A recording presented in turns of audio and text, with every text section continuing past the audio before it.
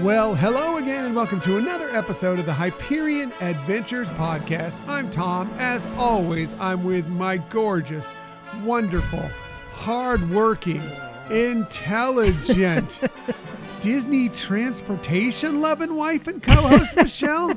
Thank you, sweetie. Is that right? I don't know, but that works, I guess. It's a portion of it. Okay, well, I can't wait to hear more.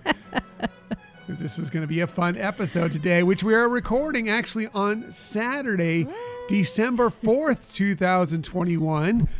Even though this episode is releasing on December 5th, 2021, why are we recording on December 4th on this Saturday, Michelle? Well, because we're very fortunate to be able to have the opportunity tomorrow on Sunday to go see Hamilton live performance. Yes, so as this episode is being released on the Sunday the 5th, we will be up in Hollywood going to the Pantages Theater to see Hamilton live on stage once again. It's our first show of anything outside of, like Disney stuff that we've been to since the pandemic began. Yeah. It's kind of interesting, the whole idea of it, but I'm looking forward to it. We're going to be with family and it's going to be amazing. Yeah, and this is something we've been trying to schedule for since the pandemic began. We've had like 4 or 5 different dates where we've had tickets to Hamilton up in LA and they've been canceled and pushed and whatever. And finally,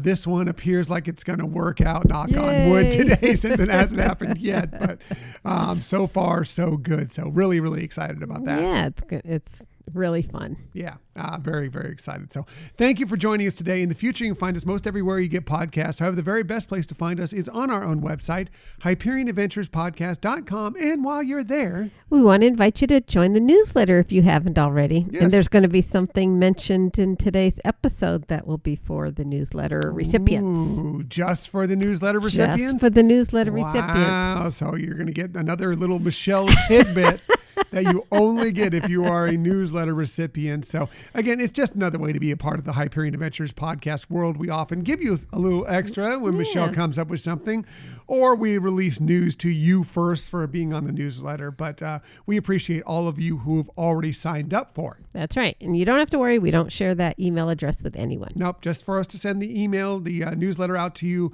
about once a week. We have a period coming up here where I think we're going to skip a couple weeks because we're going to be traveling. But for right now, it's once a week, usually on Tuesday, sometimes Wednesday, but usually on Tuesday afternoon, early evening, you receive that newsletter. Right. So another way to be greatly involved with us is through social media. Please follow us on Twitter. We're at Hyperion Podcast, Facebook, Instagram, and Pinterest at Hyperion Adventures Podcast. If you are on Facebook, come on over and join us in our Hyperion Adventurers Facebook group where we're just having good, positive Disney energy fun. Yeah. We love just interacting with people. Mm-hmm. People are great. People are great. All you are great.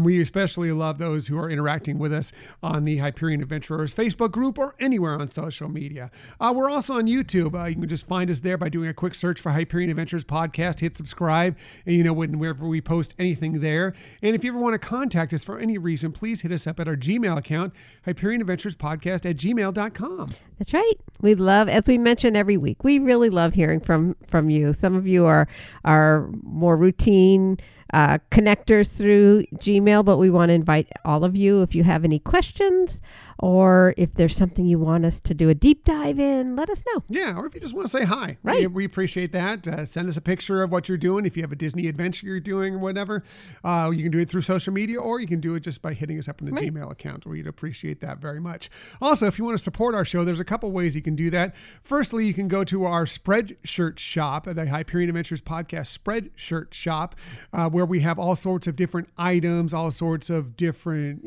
t-shirts, but also things like coffee mugs, water bottles, etc., with our various different logos, from our standard traditional Hyperion Adventures Podcast logo. Our holiday logo is out there right now. Our Real Men, #RealMenLoveFrozen logo. Our I'm heading to Hyperion Adventureland. All sorts of stuff there. You can pick and choose whatever you want, and that's a great way if you just want to pick up some great merchandise, and we get a portion of that sent back to our show as well. Right.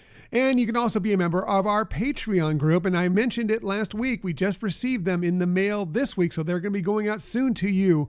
Those of you who are part of our Patreon members, you're going to get a little something holiday gifty coming in your mail. So keep an eye on your mailbox over the next few weeks. If you want to join us there, just go to patreon.com/Hyperion Adventures Podcast. Sign up. We have tiers as low as $2 per month, and we appreciate everybody who's signed up already and anybody who's thinking about signing up in the future. That's right. As you mentioned, honey, we do appreciate those of you who have already signed up.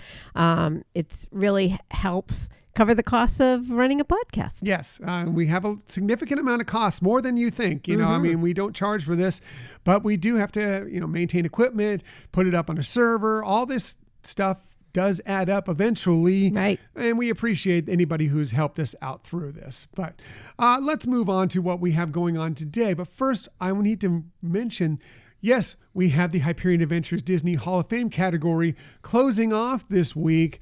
But because I put the date until midnight tonight when you could put in your nominations, we haven't completely closed. Well, midnight tonight when we were recording this. Right. When you hear this, it'll be past. But because of that, we could still receive some more nominations. So we don't have the final ballot for you this week. However, we will have it for you next week. That is for Best Live Action Film. So anything under the Disney umbrella counts for that. And we will give you our lists and the final ballot nominees next week. Now, there will be, when you hear this, a new category open, and this will be the final category for this year. It is the Best Live Action Character. So anybody under the Disney umbrella, again, Star Wars, Marvel, Indiana Jones, The Muppets, pick and choose whatever you want. If it's under the Disney umbrella, if it's a Disney IP, it is available, except for these who have already been voted into our Hyperion Adventures Disney Hall of Fame. They are Indiana Jones, Mary Poppins, Captain Jack Sparrow, and Han Solo. Those are already in, so you don't need to worry about them. But if you send us our lists, your list of your 5-ish favorite live action characters, we'll add those, and those who receive enough votes will be on our final ballot coming up very soon now. Very exciting. Yes, and then near the beginning of the year, we will actually have our ceremony where we will induct, hopefully, a few more new members to our Hyperion Adventures Disney Hall of Fame. That'll be great. It's fun. It's a fun little thing. I shouldn't say little thing. It's a fun activity. And we really appreciate those of you who have been participating. Right. It's a fun thing that we like to get you involved with because it's always a good time. And I know it's kind of silly. I mean, yes, it's our own little Hall of Fame, whatever, but it's just a lot of fun.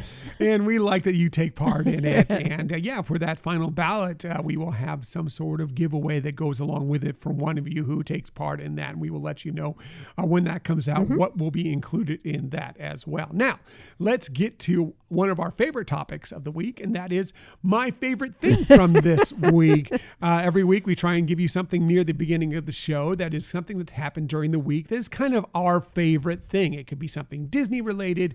It could be something personal, but we like to share something with you. And if you ever want to share yours with us, we would be happy to put that out there on the show as well. But we always start with Michelle when we do these things because we know she does the best research. She has the best list. She definitely has the best tips, but she usually has the best favorite thing from this week. So Michelle, what is your favorite thing from this week? I'm kind of putting two out there because I had something originally planned to discuss, and that was, that you and Scott both got your boosters this week. And that was really made me happy to know that we have that other level of protection now for all of us. But I guess, another thing that has happened subsequent to that was, unfortunately, at work, I was exposed to somebody who was COVID positive, and I thought I was starting to potentially see some symptoms at around the time that one would expect to. So I had to be tested. First COVID test ever for me. But fortunately, the results came today and it's negative. Yeah. I had a feeling that was what it was going to be. We've had some issues with not getting enough sleep over the last week or so for various reasons. And so you were fatigued a bit. And I said, that could be because of this. But let's be safe, especially since we're planning on going to Hamilton. We want to, keep ourselves safe, but keep our travel mates safe, keep everybody safe. If you have have symptoms, and definitely if you test positive, you shouldn't be out, where it could be spreadable, whether you feel symptoms or not. Yeah, so, exactly. It's better to be safe. So Michelle went out for the test. Yeah, it's funny that this was the first test in our family. So many people have been tested numerous times. We just, for whatever reason, have never had the occasion to do it. So Michelle's first test came back negative, and we're all set to go up to Hollywood to go check out Hamilton tomorrow. Yeah. So that was a relief. What about for you? Well, my favorite thing from this week, I can't talk about yet. I can't wait till I get to talk about it, but I can't talk about it yet. So I'm going to go to another favorite thing from this week, and that is the series on Disney Plus, Hawkeye, which is phenomenal so far. 3 episodes in. I mean, it's only been 2 weeks, but we hit the first 2 episodes on week 1, right before Thanksgiving. Those dropped. And then the 3rd episode this week. It's so good so far. I'm totally wrapped into it. It's, seeing Jeremy Renner playing Hawkeye again. He's so great in that role. And Haley Steinfeld playing Kate Bishop, who is really entertaining so far in this show. But, the story is intriguing. I like that there's that holiday Christmas feel to it where, is he going to come home for Christmas? I know. So the drama. No spoilers here if you haven't seen the episodes yet, but I'm just really, really enjoying this show so far. Yeah, I agree. And it's funny because when we were first looking at some of the previews of it, I'm like, I don't know if this is going to hit with me. Not that I would hate it, but I didn't know that I would really like it. Yeah. And it's turned out to be wonderful. Yeah. So far, so good. Can't wait to see episode 4 and the rest of them as we lead up through the holiday season. Just really enjoyable. So also there's a news article that could be my favorite thing from this week as well, but I want to save that until I get to that news story coming up later. So cool. As for today's show, speaking of those stories, we have lots of stuff for you this week, including the Walt Disney Company has some new leadership near the top. We'll let you know what's going on there. A couple of guest favorite festivals are returning to the Disneyland Resort. We'll tell you which ones and when you can go attend those. Speaking of a guest favorite returning to the Happiest Place on Earth, we received some potentially great news about a classic attraction this week. That may or may not be my other favorite thing from this week. I will let you know later on. Yes. And you can stop the outcry at Walt Disney World. We'll tell you what that's all about. Enough about that, though. Let's get to our main topic of the week.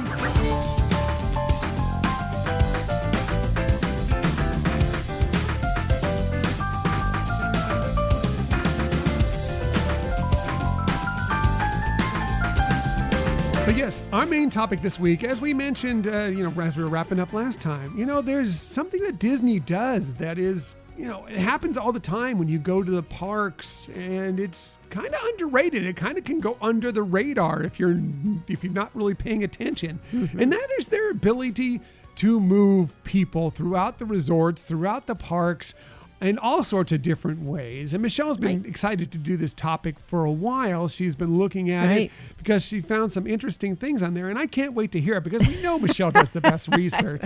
So Michelle's going to tell us all about the ways that Disney moves people. Well, thank you for the build-up, honey. You're absolutely right. The topic has intrigued me for a while now. It stemmed from a tour that we had gone on, and to hear some of the examples of how Disney moves people that I thought, wow, there's a real science to this. And like you said, there's some things that are pretty obscure to us that we don't take notice about that really play a role in how we experience Disney. So it was a topic that I was anxious to, finally delve into. And as with all of my research, I start going down one path and shoo. What? I know. I'm taken down to another path. That never happens for you. So there might be some changes, and it also kind of maybe made me think of some future topics that I could delve into. Always like more topics for sure. Right. So let's get into it. The concept of moving people was not just a natural necessity for Walt. Like when he was developing Disneyland, he really did embrace it. He placed great importance on it.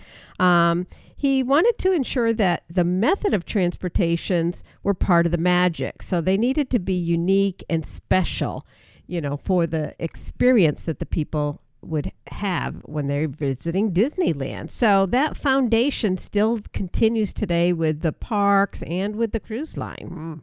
So, all right. Now, you mentioned that some of the things are obscure, that we don't notice it. And there's a lot of reason Disney moves people, and sometimes that subtleness is necessary. So obviously, sometimes it's to get people from one place to another, or from within an attraction.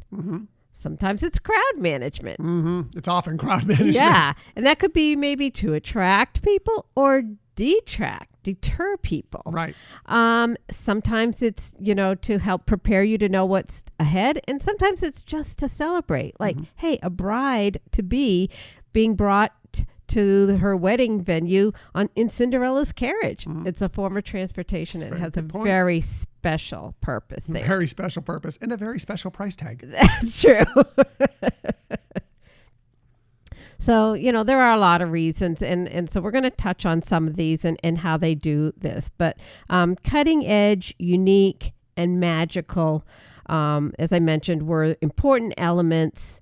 And they have in recent years, I should say, have added sustainability as one of those qualities in moving people that the company is embracing. And I think that's really pretty important. Yeah, definitely, especially of how many people they work and how much energy they use up on a daily basis, especially at the Walt Disney World Resort. Right.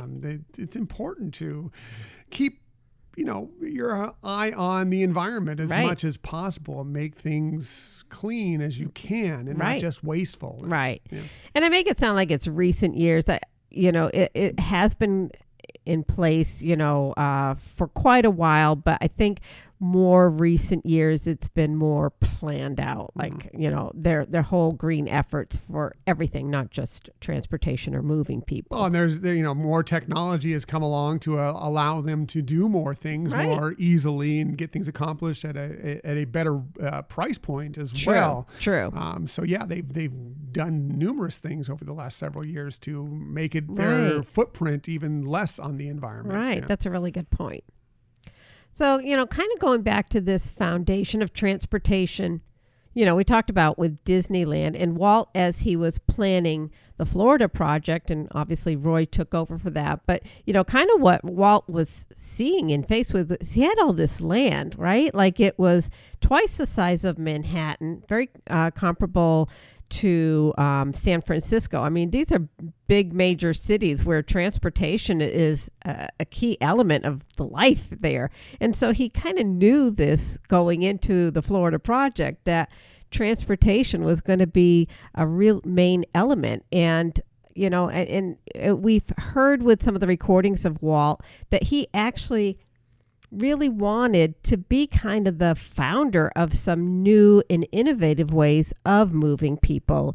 And, I think if people want to listen back at one of our countdown series, we kind of played some of that. But, he really was trying to be cutting edge and looking at things to transport people differently. And so, we see that with a lot of things. But let's start with something that had actually started at Disneyland, and that was the monorail, right? I think people think of moving lots of people, the monorail comes to mind. And, what Walt actually saw in Germany of a monorail system is not really like what turned out.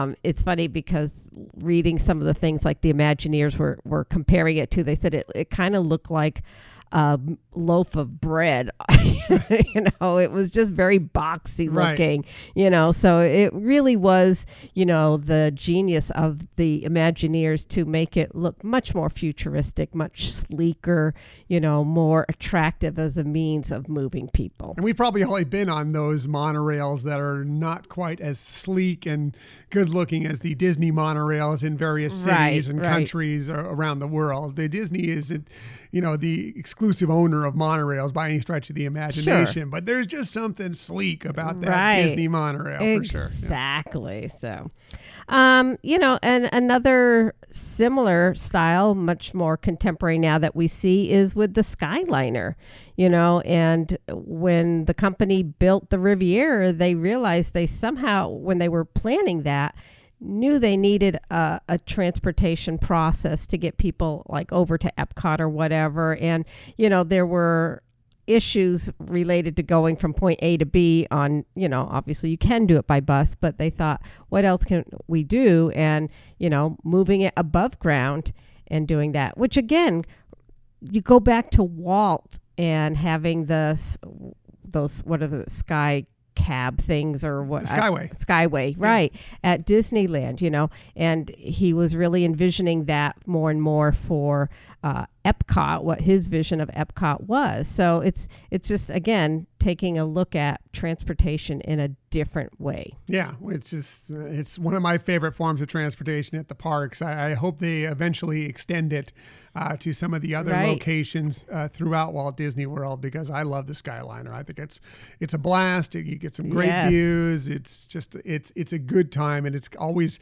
exciting to get on board. And maybe it's, of course the monorail is awesome. Everybody loves the monorail. I love the boats. I know some people aren't big fans of the boats. I love the boats as well, because I like being on the water.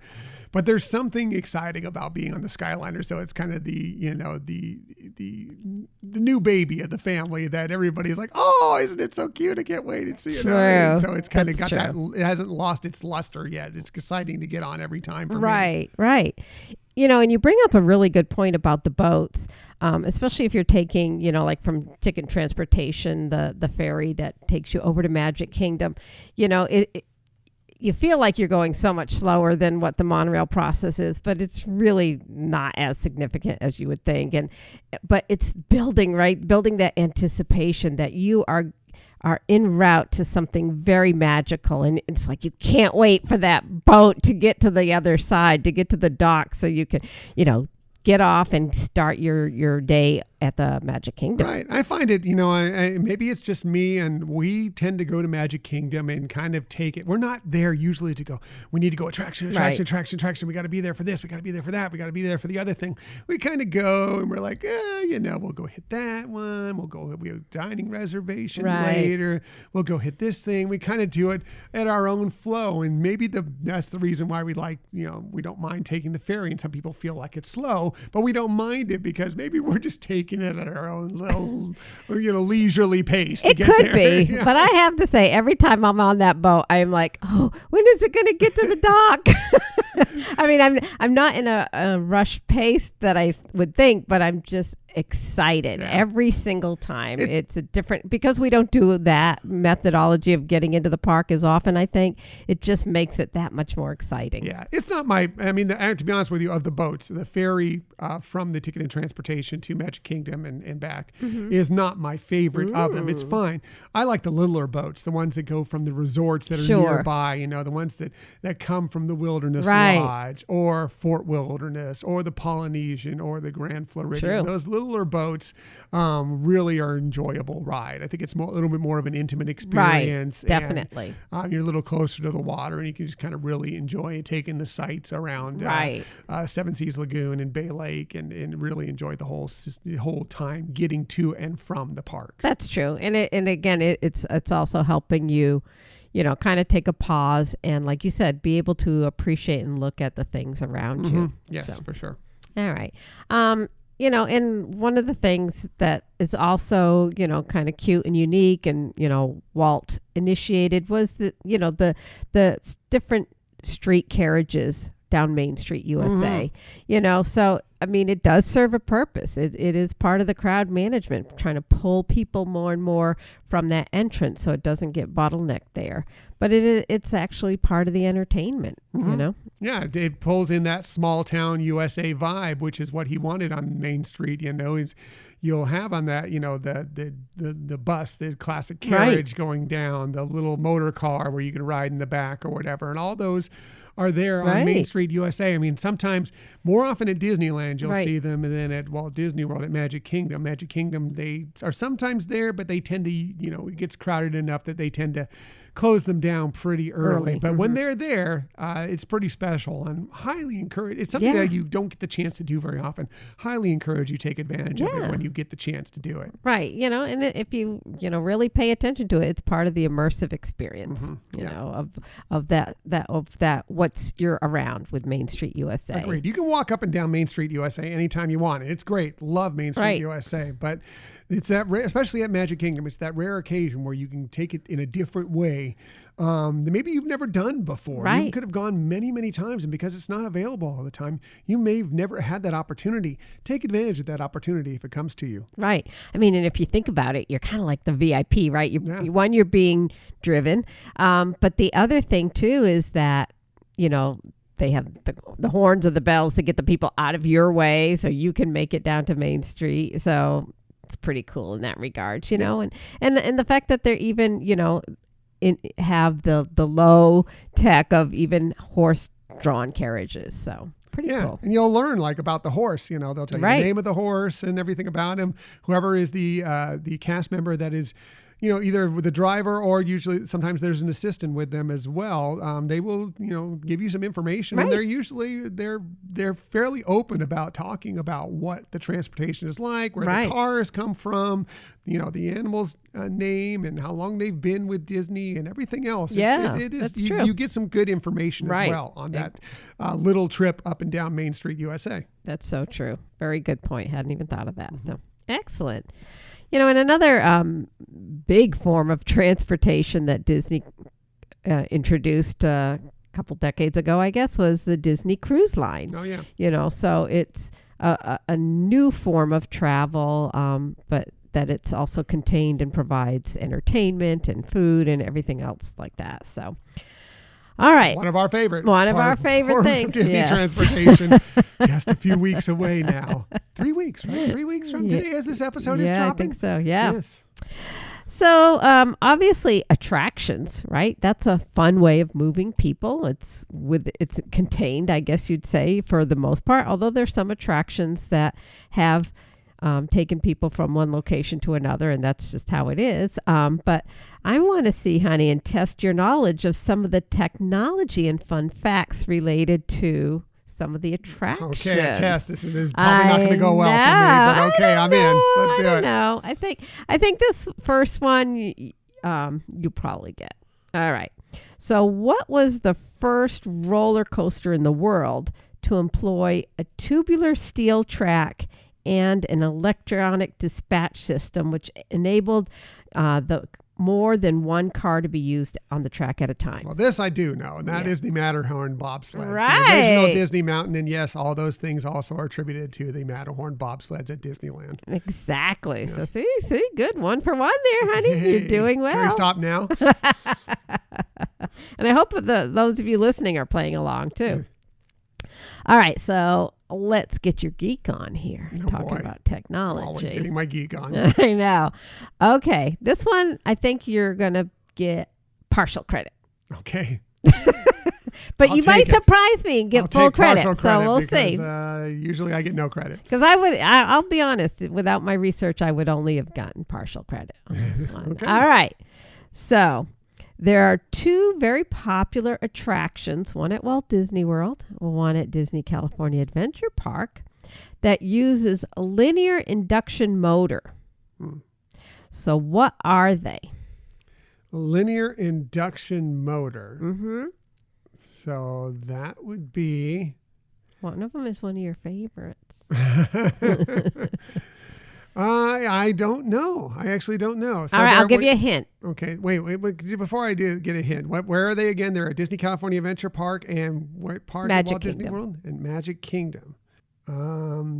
Yeah, I don't know. You want a hint? Okay. Okay, I'm gonna 1-word hint. Magnets. And fail. I think as soon as I say it, you'll like, oh, for sure. People mover. Oh. TTA people mover. See, I was fooled because, it's the People Mover at Magic Kingdom. What it is at Disney California Adventure Park? Right? It's the Incredicoaster. Oh, I didn't know that. Yeah, so the launch sequence. Okay. That All makes right. sense. So the way it works is that there's an electrical current that is applied. Moving magnetic field then gets generated, and that induces secondary magnet fields attached to the vehicles to make it move along. So for the Incredicoaster, the electricity fed to their motors is controlled from a 100-yard long room that is beneath the ride. Pretty cool, right? Pretty cool, yeah. Another little fun fact about the People Mover is that was a name that Walt pegged while they were in development, but it just seemed to stick. So it wasn't really the plan to name that as People Mover, but it worked. Wasn't it originally the Wedway or something like that? Yeah, and the Wedway People Mover. The People Mover just mostly stuck. I mean, they the TTA and everything. Right. But most people just know it by the People Mover. Right. So another fun fact, and let's see if you know about this one. It's not that I don't have faith in you, but I think it's a long shot. I have no faith in me either, so that's just fine. Okay, this is like a trivia question. So, do you know where outside of a Disney park you can find this type of Wedway Enterprise technology? No, I don't. I'll make it easy on you. I don't. No. So at George Bush International in Houston, Texas. In 1981, Disney's WED transportation systems were brought in to build that system. So if you're at that airport taking the subway, you're actually riding a piece of Disney history. Yeah, that's interesting. Yeah. I don't think I've ever been to that airport. I've never had to connect to a flight there. Yeah, I don't think I have either. So, I mean, they do have another system as well that is, again, above, overhead, more above ground. But that subway system is still there, and that's with, comes from Disney. But if you think about it again, it was part of Walt's dream, right? He wanted to be on the cutting edge of how, businesses, companies, cities would apply his ideas of transportation. And there it happened. It's really cool. Yeah. Great use of it. For sure. All right. Last one. Oh, boy. I should have stopped at the first one. I really should have. No.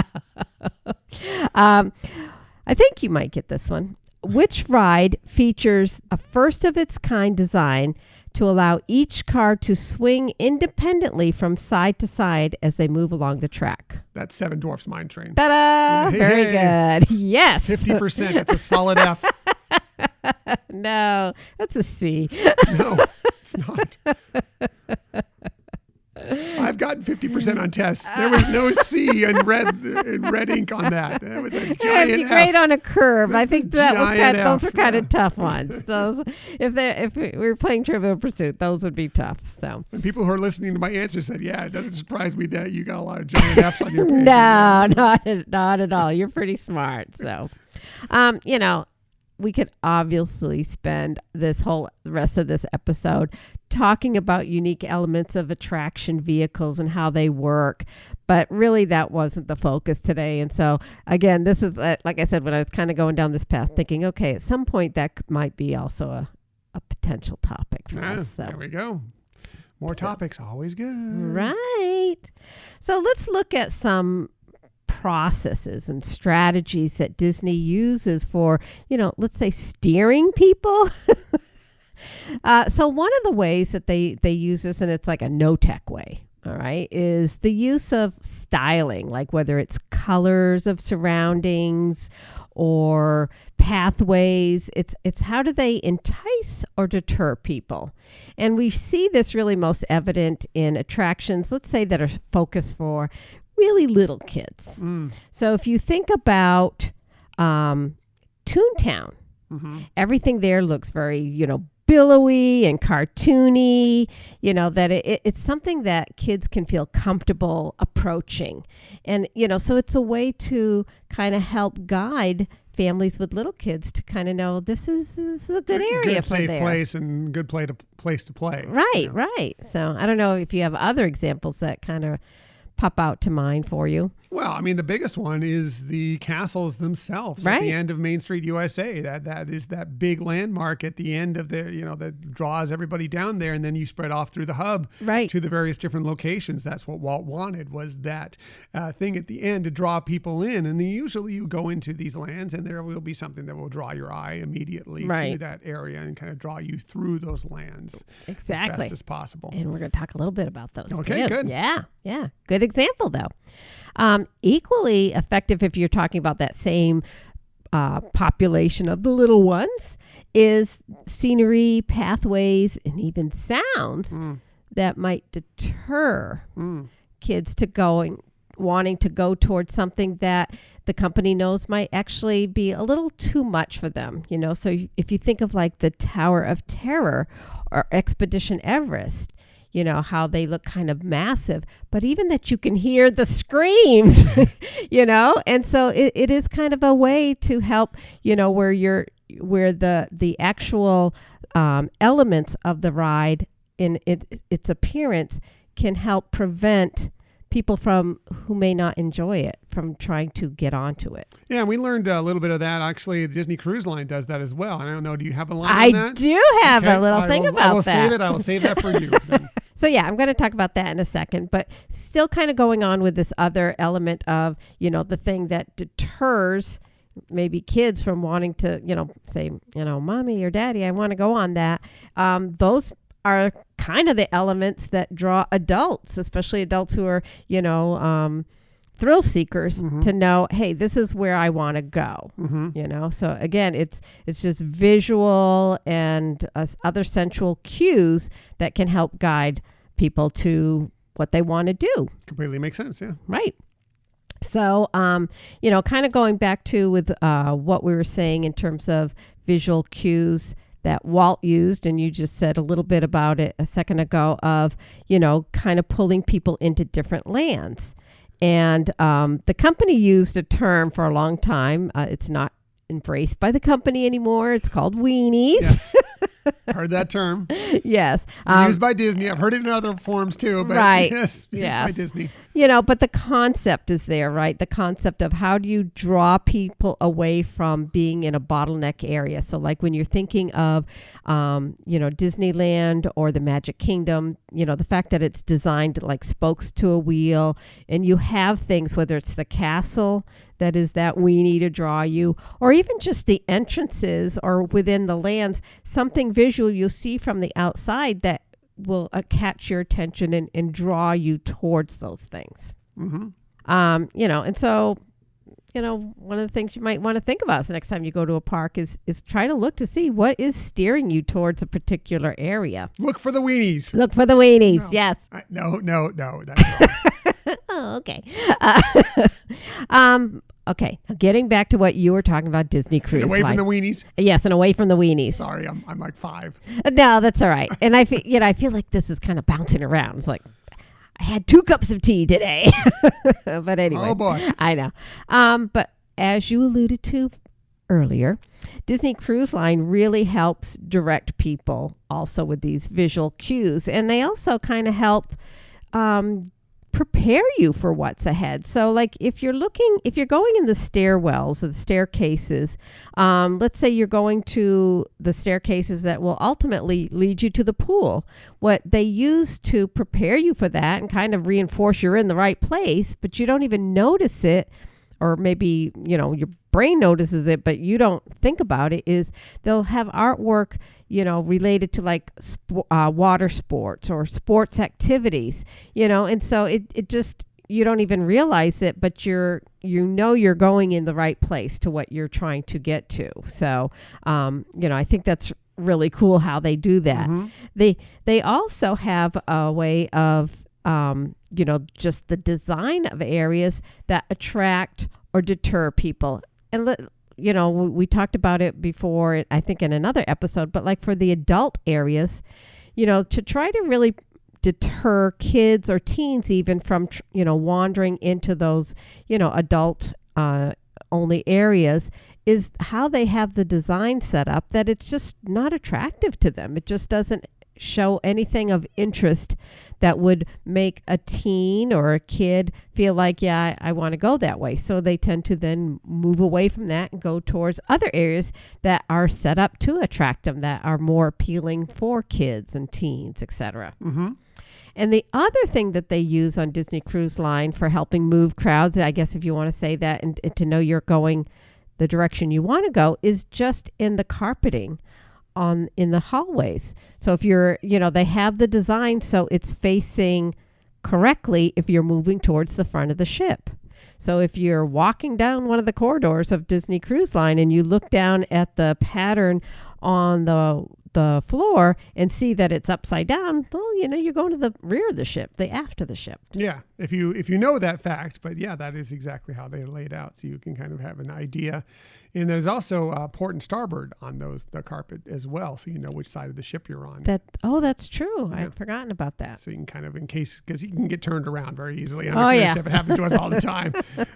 But when you look at, if you get to know the carpet and know which way is pointing to port, which way is pointing to starboard, Right. You can find your way through on the ship a little bit more easily. That's right. Good thing there. Yeah. So moving right along. Wait, one more thing about the Disney cruise that Yes. is kind of enticing to children is that the level where the Oceaneer Lab and the Oceaneer Club are, those are actually, that's right. they're not as tall. The corridors there are not as tall as some of the true, other right. corridors, most of the other corridors throughout the ship. So the children don't feel as intimidated. Right. It's more at their height. Yes, it's still obviously a lot taller than them. Right. But it's a little less intimidating to not have this massive high ceiling around True. them. That's right. I'd forgotten about that. Mm-hmm. Very good, honey. Thank you. Mm-hmm. All right. Moving right along. See what you did there. I know, right? So we're going to go to, maybe the use of minimal technology for moving people and crowd management. But first, we want to kind of look at the why. And so what the Disney Company recognized is there had been an emergence of a culture shift towards, more of that the guests want and expect, satisfy my needs quickly, and so they Really? I know. So they realized they really needed to implement prompts that would have responses quickly and strategies that could really help guide and make the access to entertainment easier and quicker for people. So how did they do that? How did they do that? Well, for example, at Magic Kingdom, they developed a command center under Cinderella's castle, and they used video cameras, computer programs, digital park maps for allowing them to have early detection of gridlocks. So, and then they could really then deploy some countermeasures to handle it. Countermeasures. Dive. For real-time, solutions. So, for example, let's say they're monitoring the attractions, and they kind of use like this green, yellow, red status for the wait times. So let's say, for example, in the Pirates of the Caribbean, if that status light goes from a green to, say, a yellow, they can alert a manager to launch more boats. Oh, cool. Yeah. Another way too is like if in Fantasyland, let's say they notice the crowds are really kind of building, say something, had just ended and people are kind of moving in that direction, and it's starting to get a little gridlock there. But Tomorrowland might be, pretty open, lot less people over there. Hey, they can deploy a cavalcade or some roaming characters to draw people from Fantasyland to Tomorrowland, for example, to disperse some of that gridlock, some of that crowd. So pretty relatively simple technology, but still pretty effective. Very effective. Yeah, and it's good to know. And I know that they do that with a lot of things as far as, easily that they do deploy cavalcades or whatever it may be, more boats. They also do it as simply as just, we've talked about many times about how the wait times have a little padding in them. Sometimes there's more padding there or less padding depending on where they want you, where they feel you could go. to kind of disperse people to different attractions. That's I mean, right. a big part of the padding is because they'd rather you have a shorter time than listed when you go through there, because you're going to feel better about your wait when it says 45 minutes and you only waited 35. You're Right. like, wow, that wasn't as bad as it looked to be than if it was 45 and you had to wait 50. Right. And you're going to like, oh, see, and they said 45 and it's 50. So they give the padding to kind of Right. give you that little buffer and make you feel a little better about the wait. But it's also done to try and, drive people to other attractions that maybe aren't getting as many people in their queue. Right. That's an excellent point. Excellent point. So that use of technology doesn't end there. Disney uses big guns of technology too, as we know. So, and I'm going to sound really smart now. You always sound really smart. So in my research, I found out that they use artificial intelligence to develop predictive models. I have artificial unintelligence over here. Were you pointing to me? No, it's me. Actually, it's real unintelligence over here. Nothing artificial about it. So again, this topic would be way over my head, although interesting. But I'll share with you why, an example of why it's over my head. So in my research, everything's over your head. You're only like 5 feet tall. That's true. So this is a portion of one of their abstracts related to crowd behavior. The focus to date has been on analyzing the properties of low-level features such as pedestrian trajectories or global features such as crowd densities. We propose a new approach based on finding latent path patterns in both real and simulated data in order to analyze and compare them. Unsupervised clustering by non-parametric Bayesian inference is used to learn the patterns, which themselves provide a rich visualization of the crowd's behavior. To this end, we present a new stochastic, variational, dual, hierarchical, dielectric process, or SV-DHDP model. The fidelity of the pattern is then computed with respect to a reference, thus allowing the outputs of different algorithms to be compared with each other and or with real data accordingly. Wow. I understood all of that. I mean, if you didn't, well, I just can't help you. It was pretty easy laid out there. No, I don't understand. I had 2 words out of that. So obviously, really, really smart people are looking at which is good. Crowd management. I'm glad they're much smarter than me, because it would be a really tough day at Disney if I was trying to design up how people should get around through these parks. Right. But yeah, so artificial intelligence. And there's also other really interesting things about artificial intelligence. And so here we get to the part where if you're a subscriber to our newsletter, we are going to give you a special link to a site that Disney has that's probably not very well known, related to their technology research and development. Really cool. And, yeah. And what doesn't even need have a 5-foot person to go over your head. This went well over my head. I'm not Drax. I can't just jump up and catch it. It really went over both of our heads. Right. But that'd be an interesting website to check out Yeah. and see Yeah. what they're doing there. And, yeah. And you can, like I said, it doesn't have to do with the things that I found. Some interesting things weren't related to transportation, which is why I'm not discussing it here, but it is there at their website, and some of the things that they're planning to use artificial or are using artificial intelligence in the development phase right now is mind-boggling. So, wow. But what we can conclude from this, like I said, there's very smart people working on it, but the company is really deep into research and technology to affect a magical experience for the Very guest. cool. Yeah, that sounds like great stuff for sure. Yeah. Interesting stuff. Yeah. Cool. And stuff that, again, well over my head. And if it's not over your head, you're a very smart person. So Yes. bravo. Yes. So, and again, this kind of, we're seeing this with Genie, right? It's using advanced high technology computer algorithms for really help guiding and managing crowds and, assisting them to have quicker and easier access to the fun. And I think that is, I know there have been some problems with Genie, people, but I think it's going to be a progressive thing with it. Right. It's going to learn how people think and what they do, and it'll adapt eventually, hopefully. Right. So it will be more functional for you when you're in the parks. Exactly.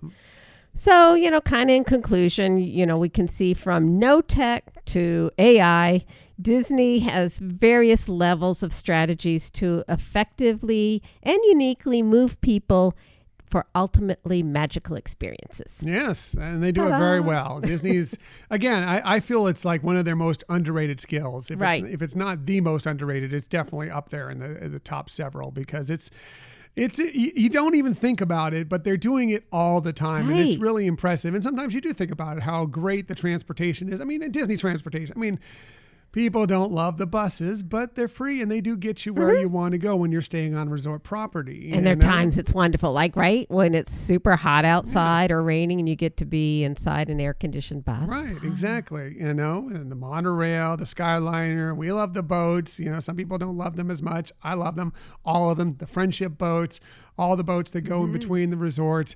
I really appreciate them all. And, and those are the obvious things, not these other things that Michelle brought up and the things that are way over our head that we're glad they have smart people there putting into place. But really important, and Disney does an amazing job of it. Right.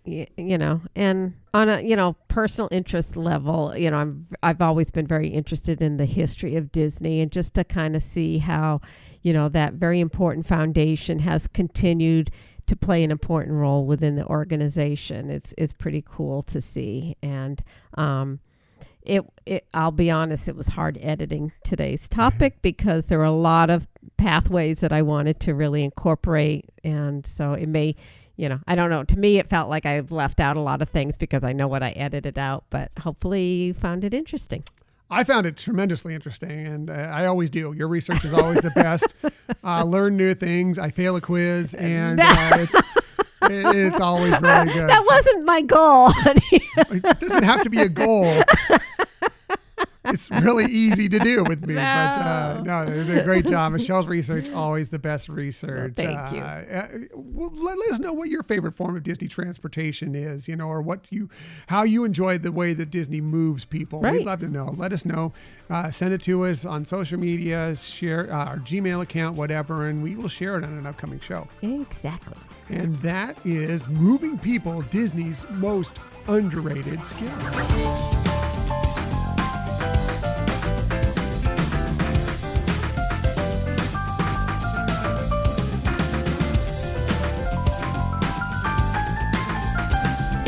All right, great job again, Michelle. Thank you, always do such an interesting work and find so many intriguing facts with some of these research pieces you do. I think I know I've heard from the listeners out there, and I know you love them. I hope you do love them as much as I do, because I find her stuff fascinating, and I appreciate all the work she does to put these together for us. Thank you. I apprete that. I also very appreciate much. it because it's less work that I have to do. I can concentrate on failing quizzes. You're funny. Let's get to the work I did. Let's get to the Disney stories of the week. Actually, the work I did was mostly copying and pasting, but still these are stories of the week that I think will be of interest to you. And I'm going to start with the Walt Disney Company welcomes some new leadership at the top. Mm-hmm. This from a website Michelle loves, CNBC.com. Yeah.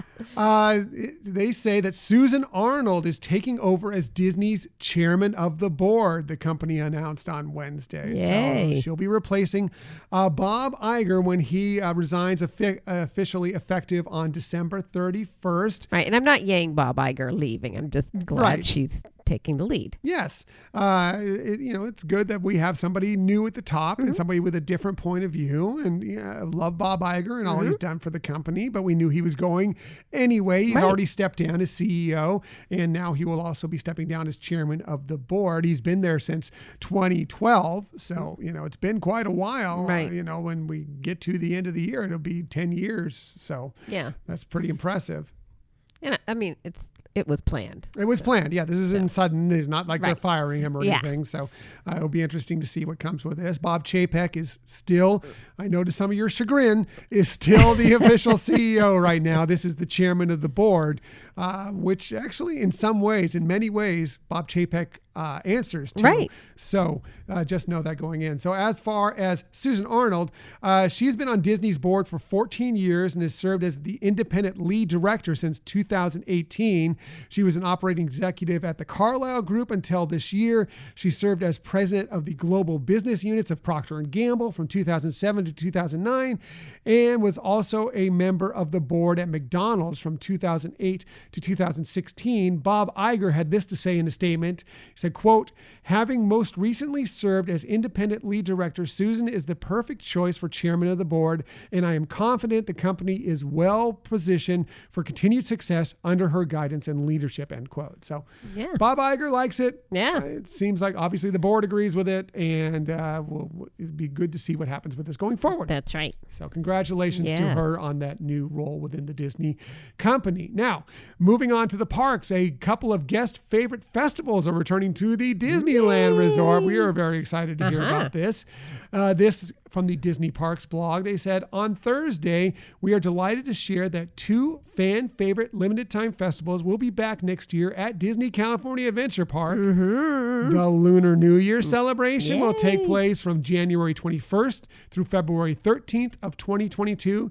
And Disney California Adventure Food and Wine Festival will run from March 4th through April 26th, 2022. So mark your calendars. Yes. It's well worth it. Yes. Lots of fun. Both of those events are fun, really exciting. So here are some of the highlights that are what you can expect from these festivals, starting with the Lunar New Year celebration at Disney California Adventure Park. They say it's a joyous celebration that commemorates traditions of Chinese, Korean, and Vietnamese cultures. The festival is filled with multicultural performances, special activities, culinary delights, beautiful decor, celebratory merchandise, and more. Of course, there's always merchandise. In 2022, they say we will be celebrating the Year of the Tiger at the Lunar New Year Festival. I didn't know what the year was, but the Year of the Tiger again this year. So interesting. Yeah. Yeah, I didn't. I actually thought it was a different animal. So since it is the Year of the Tiger, new this year, Tigger will join in on the fun. I love that. Yes. Along with beloved Disney characters such as Mulan and Mushu, Mickey and Minnie, of course, the 3 Little Pigs and more, all donning their festive attire. Nice. Yeah. Adding to the excitement of Lunar New Year, Raya from Walt Disney Animation Studios' film Raya and the Last Dragon will be appearing for the very first time at Disneyland Resort during the celebration. You'll be able to see Raya in a setting inspired by her native Kumandra, recreated in the Redwood Creek Challenge Trail. So that's kind of a cool space and interesting. That is. Yeah. I wonder if they're going to make, because it was, what was it? Tail, spine, talon, fang, and heart were the, if I'm not mistaken, those were the 5. Very impressive, lands. honey. I love How Raya did you and the Last not pass Dragon. that trivia test? I know stupid things that mean nothing, not the really interesting stuff. So that'll be interesting if those are all put within the Redwood Creek area. But I'm looking forward to checking that out when that comes. Yeah. Also, the captivating Mulan's Lunar New Year procession will return. This bright and bold performance, hosted by Mulan and her faithful dragon Mushu, will feature dozens of spirited parade performers as they honor family, friendship, and the potential for a fortune-filled new year. Live musical entertainment will also be enjoyed at the Paradise Garden Bandstand. The Sip and Savor Pass will be back for extra enjoyment as you taste your way through the 4 Lunar New Year marketplaces, all featuring delicious Asian cuisine. Additionally, there will be special Lunar New Year inspired food and beverage offerings at select dining locations throughout the park. And other cherished Lunar New Year traditions, including the Lucky Wishing Well and craft activities, will also be enjoyed at this year's celebration. So happy it's coming back. We've enjoyed it in the past, and it's just visually beautiful. What they, I mean, the experiences, the food is great too. I mean, but I think that people would expect, but it's just, like I said, visually taken to a new level. Yeah, and so many ways to kind of indoctrinate yourself into some other cultures and know a little bit more about them. And and sample some great food Right. and enjoy some wonderful entertainment and a lot of characters and situations that we've grown to know and love over the years. Right, So, exactly. so cool. So excited for that one. Also excited for the Disney California Adventure Food and Wine Festival. And in 2022, family and friends will come together to get a taste of what they've been missing at this festival. You'll be able to explore California regions and neighborhoods in a number of ways, from the delicious fare to the vibrant entertainment, fun festival merchandise. Again, there's always merchandise and more. During the festival, you'll get to taste your way through a dozen festival marketplaces that offer an assortment of mouthwatering bites and beverages for every palate. There will also be the option to purchase a sip and savor pass again to enjoy the unique marketplace offerings. Complimentary culinary demonstrations with local celebrity and Disney chefs will return for the whole family to enjoy on Saturdays and Sundays during the festival. You want to sign up for those early, especially if there's a celebrity chef or whatever, because those will fill up quickly. So, and they do have usually there is a charge with that, just know going in. But we don't have the details on that yet. But when they come out and you get the chance, if there's something you really love, you want to sign up for that as early as possible. Exactly. And for those looking to enhance their festival experience, special signature events will also be available to book and purchase, including the Carthay Circle winemaker receptions and wine, beer, and mixology education and tasting seminars. One of those wine tasting seminars is when we got to speak to Kurt Russell and his Gogi winery, which was a surprise announcement. We did not know he was going to be there. Right. We had some thoughts that maybe he might be. We knew we loved There his were rumors. wine. But when he actually made his appearance there, that was really, really very fun. cool. Yeah. And there's been other times that we've gone and they didn't have, maybe a celebrity, but definitely somebody who brings a lot of knowledge to the wines that you get to experience. Yeah, and taste. usually you get one of the winemakers there, so they will Right. know more about it than anything else, and so they give you a peek into how the wine is made, what to look for from the wine, and I'm just talking about wine. Obviously, there's mixology, there's beer tasting. Right. The people that bring a lot of knowledge, and they are usually very interesting and entertaining people as well. Right. I mean, and considering wine is, a major industry in the state of California, it just, fits the theming pretty perfectly. As is beer, craft beer, huge true. in California. There's many other places around the country that are big too, but especially in Southern California, with craft beer has become a huge thing. So entertainment will fill the festival stages with live musical performances at the Palisade Stage and the Paradise Gardens Bandstand,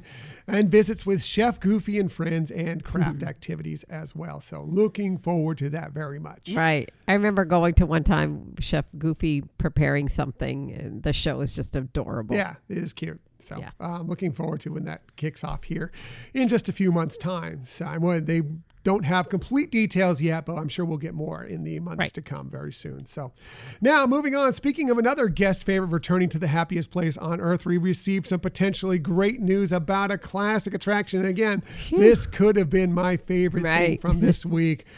This from the Orange County Register website, ocregister.com. They say it took a small village of more than 20 Disneyland departments to repair and reopen. Yay. It's a small world in time for Christmas after a flood threatened to shutter the classic boat ride for the entire holiday season.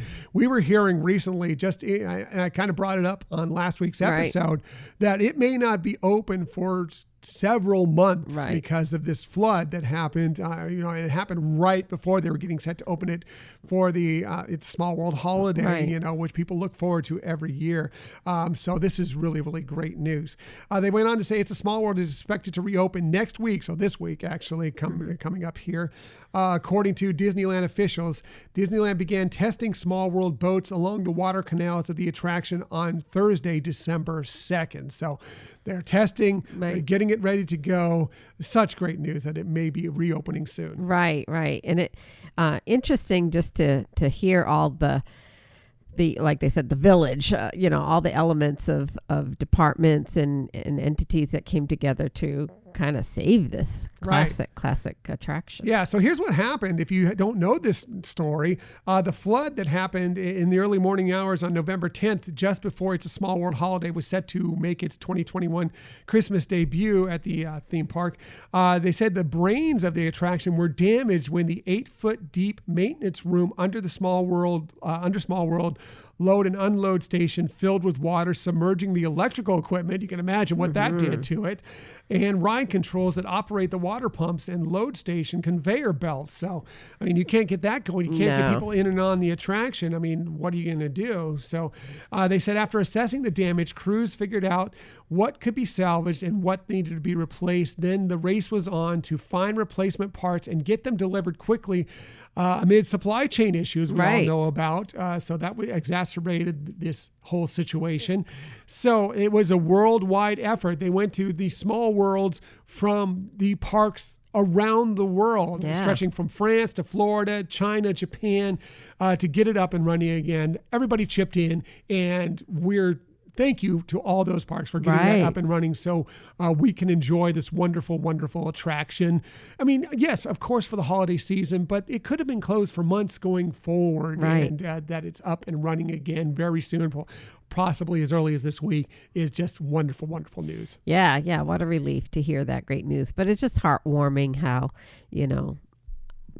obviously it's a company trying to, make sure something is available, but the fact that it is such a beloved experience for young and old to see that at the holidays, it's fantastic. Yeah, and it's the original. It's the one that was at the 64 World's Fair, and it's and they could have just, worked on it and just lit the backdrop, and that's still beautiful. We saw it on the Disney Holiday Special. That was the other night, and it looked beautiful as always. But there's something also about having that attraction, and you don't get that if you've been to Walt Disney World. But it's so wonderful because they mix in the Christmas carols with the It's a Small World, and it's just so fun and vibrant and beautiful, and it does make such a great part of the holiday season for us out here on the West Coast. So special. Yeah, for sure. So great news. Very happy for that. Looking forward to trying that out here, hopefully in a few weeks. We have a weekend schedule where it's the last weekend of the holidays there, and even though it'll be technically past the holidays,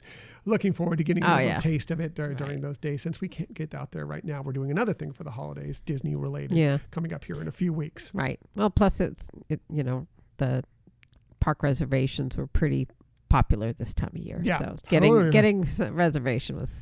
Well, for Magic Key holders, it can be tough, because they save a lot of it right now with a lot of these slots, a lot of the reservations for people who purchase tickets. Right. So they have that availability. Then what they do is they see that if the tickets aren't selling, if they're not using up the reservations for those, then they will regularly dump more out there for Magic Key holders. So, and a lot of us, our Magic Key, our personal Magic Key is not through much of the holidays coming up here. We are blocked out. Right. So there's just times we can't go as well. Not only is there not reservations available, we just can't go. Sure. But if you are a Magic Key holder and you look on there and you see that there's no reservations available during dates that you are available to go, keep checking back. Right. Look at the tickets, see what reservations are available for people who purchase tickets. That'll tell you if there's a possibility that they might be dumped on you later, but you got to pay attention because as soon as they get dumped, they start getting snatched up by all those key holders that don't have a reservation yet. So be prepared for that. Finally, let's move to the final story of the week, and that is you can stop the outcry at Walt Disney World because something people have been begging for is set to return very soon. This is really quickly from Disney Park social media accounts. Driver, you are clear to spread a little holiday cheer because, yes, the parking trams will be returning to Magic Kingdom Park later this month and other Walt Disney World theme parks throughout 2022. So those of you who have been peppering the social media timelines with when are they getting the trams back, good news, the trams are coming back. That's hilarious how you presented it. But yeah, it's great news. I'm happy. Yes, of course. It's good to know that part of the reason why the trams haven't been running is because they just haven't had the staffing for it. I mean, if you're ever looking to get a job at Walt Disney World or Disneyland, there are jobs available Yeah. for you there right now. They've been struggling to get staffing, as many businesses have across the country. Right. And they've been struggling as well. And, when they were looking at places to put people in, maybe the trams were secondary, third, fourth, they were down there. But, the fact that it seems like they're ready to get them up and running again means it looks like maybe some of the staffing issues, they're coming around a little bit better. The better the staffing, the more entertainment we're going to get, the more dining choices we're going to have. And yes, things like the trams are coming back. So it's another way of moving people, by the way. And that Disney does very well. And people will obviously be very happy that they're coming back. Yes, that's true. That's true. I should have probably highlighted it because of the time that it was announced. So no word on Disneyland yet, but I expect that Disneyland won't be too far behind when they get their trams going as well. So we will keep you attuned to that when we find out more about that. So that's it for the Disney stories of the week. However, we never leave you without giving you some sort of tip that might help you on your next vacation. And when we do this, we always start with Michelle. One, because she's wonderful, gorgeous, hardworking. So she sweet. definitely does the best research, as you heard today. She has the best list, but we know absolutely she has the very best tip. So let's get to it. Here is Michelle's tip of the week. Well, thank you. My tip, it's somewhat part of what we talked about today and part of what I've shared as a tip in the past. But it talks about, we talked about moving along, but we also talked about being mindful and noticing things that do draw your attention, and to realize that so many details were purposefully added throughout the park. And, the more that you can take the time to appreciate those, the better storytelling you'll experience, the better magic you can find, and just more appreciation for the whole park, etc. So it kind of goes with the look up, or however you want to look at it, or look for the weenies. But just, realize that there are some very wonderful details available to you to experience throughout your visit to a Walt Disney park or cruise line. Maybe look for the weenies should be our next logo. No, I guess maybe not. Maybe that wouldn't work. Yeah.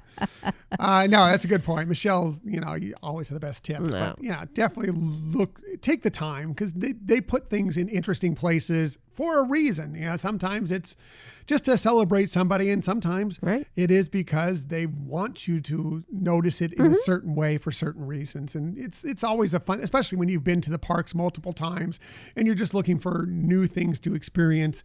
Doing things like that, can add something to a park that you've been to multiple times, and something you may discover things you've never seen before. Right. Or Like noticed. I said, it's part of the storytelling. Yep, for sure. So Michelle's tips, you're always the kind. best tips. As a matter of fact, I think I'm stealing one of Michelle's tips for this week from the past, but I think it's something that's good to bring up once again every once in a while. And we're thinking about this because we are going to be making some requests for our Disney cruise that's coming up soon. But I'm going to more talk about resort stays at the Walt Disney World Resort, or the Disneyland Resort for that matter. And that is, if you want to make some sort of room request for your stay while you're there, there are reasons why you might want to do that. Yeah, you can just go in willy-nilly and see what room they give you, and they'll probably give you a nice room, and that's fine. There's nothing wrong with that. But if there is a reason, like you're looking for a specific room, maybe there's been some rooms or area of the resort that you've stayed in before that you really loved, you might want to request those and see if they're available for you. There's no guarantee on any of these, but it's worth it to take a shot at it. If you like maybe a room on a higher floor or a lower floor, whatever you want, you can ask for that. Nearer to the transportation, away from the elevator and the ice machine. Or maybe close to the elevator. Yeah, you can all ask for many of those things, or it's all what you kind of want from your stay while you're there. Now, if you're staying on property as a standard guest, paying by cash, credit card, etc., here's how you're going to go about doing it. You're going to want to call the Disney Resort Hotel Reservations line. So that number is 407-939-4357. Again, 407-939-4357. And they'll make a note on your reservation of your request. Again, there's no guarantees but a lot of times if they see a note, they'll try their best to put you in the situation that you're looking for. Now, if you're a Disney Vacation Club member and you've booked your room through your membership using your points, you'll want to call member services instead to make a request. Those numbers are you can either call 407-566-3100, again, 407-566-3100, or 800 500-3990, 800-500-3990. So you can do those ways, and that's how you can make your request for these rooms. Now, what I will tell you is that right now, especially, again, we talked about not having enough personnel. Well, there are a lot of wait times on the phone to try and get through to these, and it may be something that is a very simple request. Well, another way you can do this is have a travel agent book your resort stay, and then they can do it for you. Yeah. You do have to do it. You don't pay them anything extra for this, and you don't pay them anything, as a matter of fact, more than what the price of your resort stay, whether you booked it yourself or whether they booked it. They get paid by Disney, and they can do this work and wait on hold for you. Right. No, very good. Very good tip, baby. Yeah. So again, I think this is one of Michelle's tips I've taken from the past, but I thought it'd be good to bring up once again. Sure. Yeah. So that's it for this week. Next week, well, we're working on it. I don't know exactly what next week's topic is. I thought I had put we something. have something in mind, but I can't lock it in yet for sure, because a couple things have to happen to make that sure that this works. Oh, okay. But we'll have something fun for you one way or the other, as we try to do every single week. I was going to say, I thought we've had things filled in, but I know what you're saying. I don't know if we can be sure of it yet, but I'm going to make every effort to make that topic be a possibility. If it's not this week, it'll be coming up soon. So, anyway, we appreciate that you joined us today. In the future, you can find us most everywhere you get podcasts. However, the very best place to find us is on our own website, HyperionAdventuresPodcast.com. And while you're there, we'd love for you to participate by joining our newsletter group. Please sign in for the newsletter, and it's just another way to be involved in the Hyperion Adventures podcast world. Another great way is to follow us on social media. We're on Twitter at Hyperion Podcast, Facebook, Instagram, and Pinterest at Hyperion Adventures Podcast. If you are on Facebook, come on over and join us for some positive Disney energy in our Hyperion Adventurers Facebook group. We're having lots of fun with a lot of you there. Yeah, it continues to grow. It's amazing. A lot of fun people. Every day I look at it, and there's at least a couple more people that seem to have joined, and it really excites me every single time. Right. So thank you to anybody who's come along for the ride and is having fun on that group. Also, we are on YouTube. Please check us out there. Just do a quick search for Hyperion Adventures Podcast. Hit subscribe. You'll know whenever we put up a video there. And if you ever want to contact us for any reason, please hit us up at our Gmail account, HyperionAdventuresPodcast@gmail.com. Right. We love hearing from you. And we also really appreciate feedback. 5-star reviews are always welcome and really appreciated. And also telling a friend or family member about our podcast. Yeah, that's the easiest way to do it. If you do give us a 5-star review, we will share it on an upcoming show, as we have done in the past. Exactly. Yes. So that's it. Thank you for listening to another episode of the Hyperion Adventures Podcast. We look forward to sharing some time with you again next week. Until that time, I'm Tom. I'm Michelle. And we hope that you have a magical week.